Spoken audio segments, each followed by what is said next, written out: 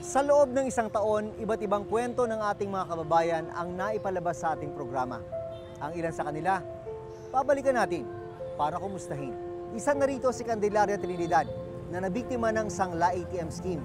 Handog din natin para sa kanya ang simpleng regalo ngayong Pasko.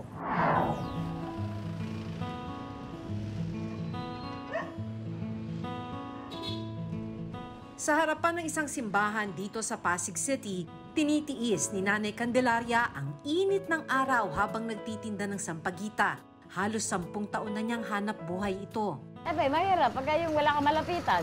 Kaya yung sampagita ko, hindi ko matigil. Maray ka na mimit na tao. Madami suki mo. Kada araw, kumikita si Nanay Candelaria ng 200 pesos, pero kulang na kulang daw ito.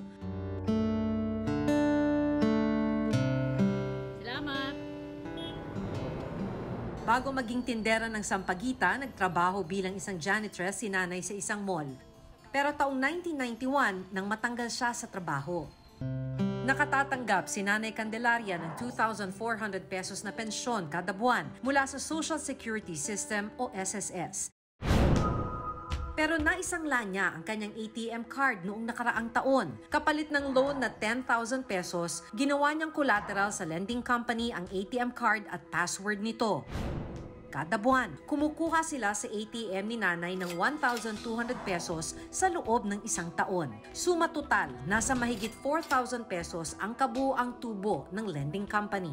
Bitin na bitin ho yung 1,200. Budget ko lang po. Hindi ho ba kayo masyadong nalalakihan dun sa tubo ng pinag-utangan ninyo? Eh, wala po ma'am. Kakagat ka talaga sa ano. Kasi wala ka naman mautang.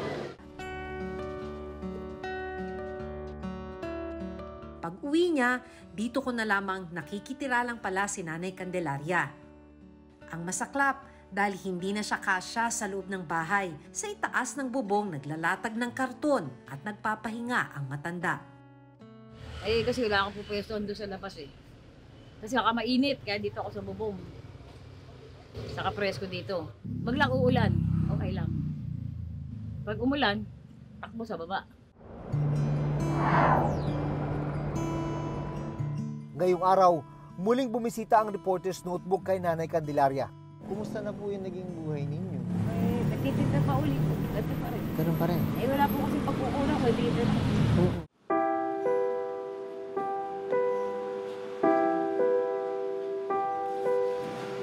Napag-alaman din namin na sa bangketa na natutulog ang matanda. Sa tapat ng isang dental clinic ngayon ang pwesto ni Nanay Candelaria. Kasama niya rito ang kanyang kapatid na isa ring senior citizen.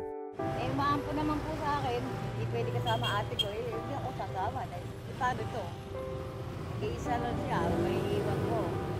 Eh, sabi ko, hanggang sa huli, kasama kami. Sabihin, sa buhay na walang kasiguruhan, isa lang ang sigurado. Hindi ho kayo mag-iwan magkapatid. Dito ho kayo. Meron po kaming maliit na regalo para sa inyong dalawa dahil nakita po namin yung katatagan ninyong magkapatid na sa kabila ng mga problema sa buhay, hirap ng buhay, nandyan pa rin po kayo. Kahit saan kayo abutan, kasama po kayo sa hirap at hirap. Maraming po salamat. Oo.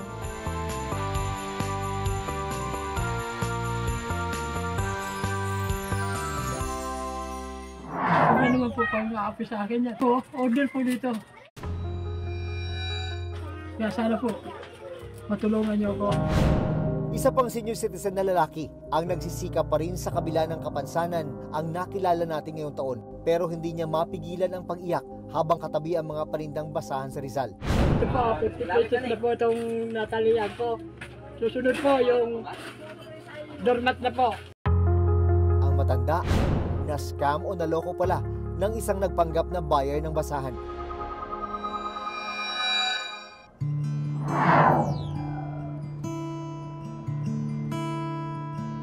Dito sa Montalban, Rizal, nahanap namin ang matandang lalaki na nag-viral sa social media habang umiiyak katabi ang kanyang mga panindang basahan. Siya ang 65 years old na si Lolo Reynaldo. Padala po sa akin ng 20 mil. na wala naman po ako natatanggap. Sobra naman po pang-aapi sa akin yan. Po, order po dito. Kwento ni Lolo Reynaldo, isang buyer ang umorder sa kanya online ng 1,050 pieces na basahan na nagkakahalaga ng halos 20,000 pesos. May tumawag po sa amin, dadalhin sa ibang bansa. Laking tuwa namin, nagdamagan kaming mga anak ko. Dahil bihira daw sila makatanggap ng ganito karaming order. Pinangutang pa ni Lolo Reynaldo ang dagdag puhunan na 5,000 pesos para makabili ng raw materials. Ito po, 50 pesos na po itong natalian ko. Susunod po yung doormat na po. Pero nang matapos na nilang gawin ang 150 pieces na basahan, bigla raw nag-cancel ang nagpakilalang buyer at hindi na sinasagot ang kanilang mga tawag at mensahe. Pagkatapos mabalot, biglang tumawag, cancel. Sakit. Tiniis mo lahat po yan. Tapos ika-cancel. Doormat na po. Para makabawi sa lugi, pinost nila ang mga basahan sa social media at nagbakasakaling maubos sa mga ito. Ito po yung in-order na hindi kinuha nung nakaraan. 40 isa. Habang ipinapakita sa amin ni Lolo Reynaldo ang mga hindi nabiling basahan, isang buyer online ang tumawag sa kanyang anak at gusto raw umorder ng 37 pieces na basahan. Ma'am, taga saan niyo umu-order? May Mandaluyong po. Saan po kayo nakita? Facebook lang po.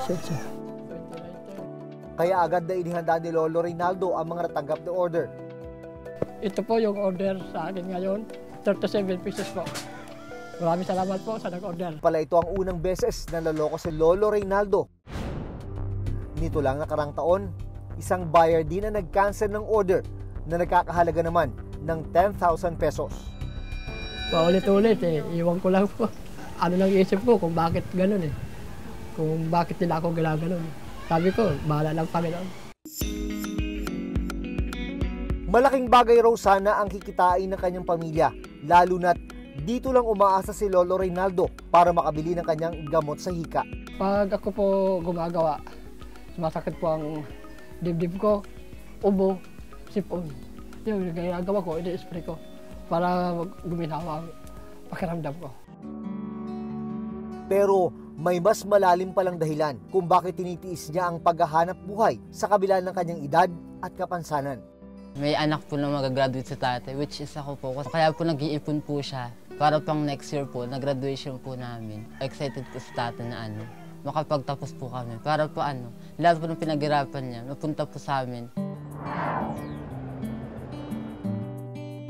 Sa pagbabalik namin kay Lolo Reynaldo, nalaman namin na dumami ang order sa kanila matapos maipalabas ang kanyang kwento. Ito po pang deliver na po ito ng Baguio. Bayad na yan for GCash. Magkano ulit yung 100 pieces? 4,000. Ngayon ay masaya si Lolo Reynaldo dahil sa dumarami nitong kliyente.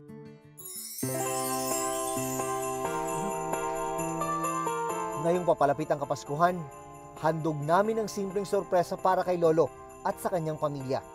Maraming salamat po sa reporter mo na nagbigay sa akin ito. Malaking bagay na po ito. Maraming salamat po. Ngumiti kami. Wow! Wow! Marami akong ulam.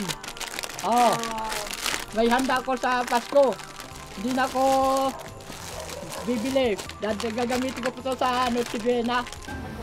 Sa mga tulad nila, Lola Candelaria at Lolo Reynaldo na hindi pa rin tumitigil sa paghahanap buhay sa kabila ng edad.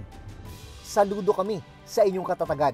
Kaya naman sana matulungan sila para mapabuti ang kanilang buhay at hindi na sila maging biktima ng mga mapagsamantala. Maligayang Pasko at isang manigong bagong taon, mga kapuso. Ako si Jun Veneracion at ito ang Reporter's Notebook.